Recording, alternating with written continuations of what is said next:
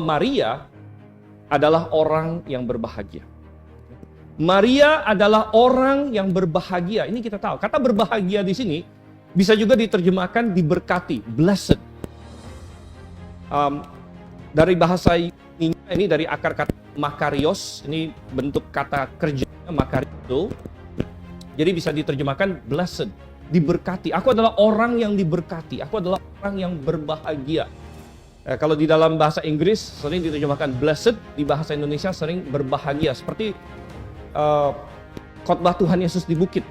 Berbahagialah orang yang lemah lembut, berbahagialah orang yang miskin di hadapan Tuhan, berbahagialah. Nah itu kalau kita lihat itu juga makarios semuanya. Kalau kita cek dalam bahasa Inggris dia bilang blessed is the meek, blessed is he who suffers for righteousness dan lain sebagainya. Jadi Maria adalah orang yang berbahagia. Berbahagia dalam pengertian dia diberkati.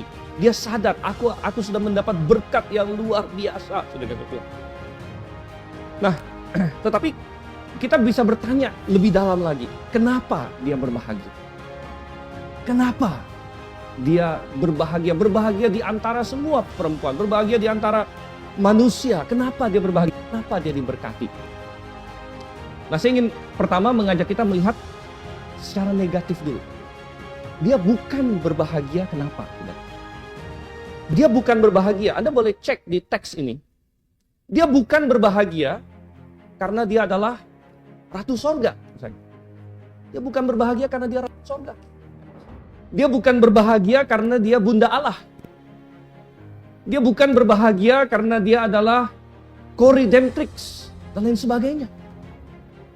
Nah, belakangan ini perhatian tertuju sedikit ke Vatikan sana. Mengingat meninggalnya Paus Fransiskus. Lalu semua orang ramai-ramai memantengin Sistine Chapel katanya. Kapel Sistine mau lihat asapnya warna apa begitu kan. Asap hitam, asap putih ya. Baru-baru ini katanya asap putih udah keluar. Lalu terpilihlah Paus yang baru, Paus Leo, sekarang Leo 14 dan sebagainya. Ya. Dan apa yang terjadi di Vatikan sana? Gitu ya. Apa yang terjadi di Vatikan sana? Mereka ada namanya konklave, ya. Mereka ada namanya kardinal. Kita tidak temukan itu sama sekali dalam Alkitab. Anda boleh buka dari Kejadian sampai Wahyu, Anda tidak akan temukan satu kali pun kata kardinal. Anda tidak akan temukan satu kali pun kata paus. Paus yang binatang aja nggak ada gitu, apalagi yang bukan binatang. Gitu kan? Anda tidak akan temukan yang lain-lain, begitu ya. Jadi banyak, dan Anda tidak akan temukan juga yang tadi kita bilang. Karena mereka meninggikan Maria kepada tempat yang tidak seharusnya. Ketika Fransiskus meninggal, biasanya paus-paus itu ada tempat pekuburannya sendiri. Tapi katanya Fransiskus meminta, sebagai permintaan dia dikuburkan bukan di tempat biasanya, tapi dikuburkan di suatu basilika Santa Mary Major katanya ya. Jadi itu adalah sebuah basilika yang khusus untuk katanya menghormati Maria. Dan di dalam basilika tersebut ada lukisan Maria duduk di atas tahta Kristus sebagai Ratu Sorga. Ratu Sorga adalah salah satu titel yang diberikan oleh Katolik kepada Maria. Mereka menyebutnya the Queen of Heaven, Ratu Sorga.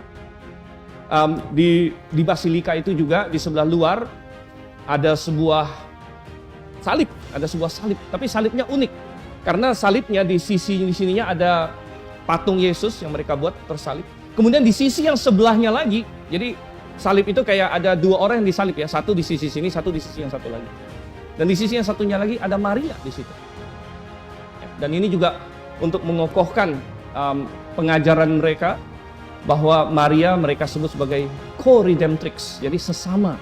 Jadi sepertinya Maria ikut ambil bagian di dalam menyelamatkan manusia.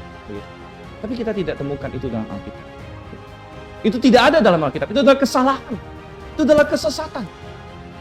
Dan Maria tidak dikatakan berbahagia karena hal-hal tersebut. Tidak dikatakan demikian. Dia tidak berkata aku berbahagia karena aku Ratu Sorga. Tidak ada Ratu Sorga. Di sorga ada Allah. Allah itu Tritunggal. Bapa, Putra, dan Roh Kudus.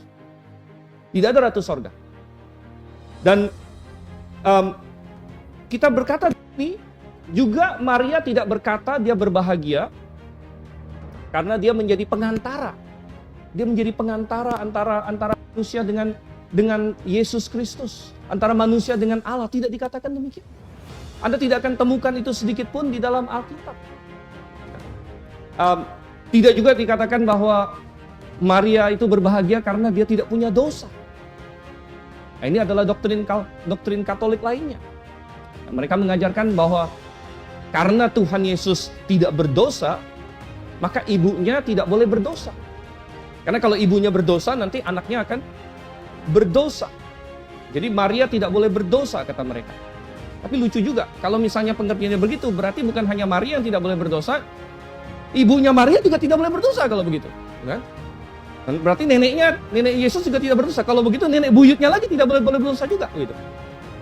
Ya, kalau logikanya seperti itu, maka tidak boleh berdosa sampai ke Hawa kalau begitu. Tapi tentu itu tidak ada di dalam Alkitab, saudara. Tidak ada dalam Alkitab.